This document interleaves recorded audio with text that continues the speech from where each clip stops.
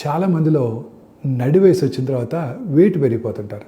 ఆ తర్వాత తగ్గడం చాలా కష్టంగా ఉంటుంది.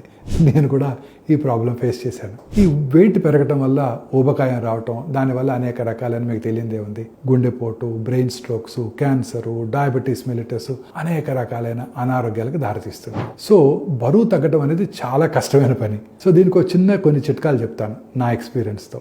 Forget about extreme diets. చిన్న ప్లేట్ తీసుకోండి. రోజు తినే ప్లేట్ కన్నా కొంచెం తక్కువ సైజులో 20% తక్కువగా తినండి. రోజుకి ఒక 10,000 అడుగులు నడవాలి. ఇది న్యాచురల్గా మన కొవ్వుని కరిగించేస్తుంది. మోస్ట్ ఇంపార్టెంట్ థింగ్ ఏంటంటే morning heavy and high protein breakfast తీసుకోండి.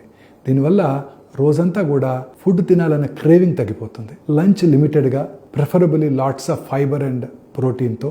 ఈవినింగ్ మాత్రం అర్లీగా డిన్నర్, అంటే బిఫోర్ 7 o'clock మీ డిన్నర్ ముగించేయాలి. ఆ డిన్నర్లో కూడా high carbohydrate, refined, processed foods, అలాగే ఫ్రైడ్ ఐటమ్స్ పూర్తిగా అవాయిడ్ చేయండి. దీనివల్ల మీ బరువును మీరు ఖచ్చితంగా నియంత్రించుకోగలుగుతారు. లేని పక్షంలో అది మిమ్మల్ని నియంత్రిస్తుంది.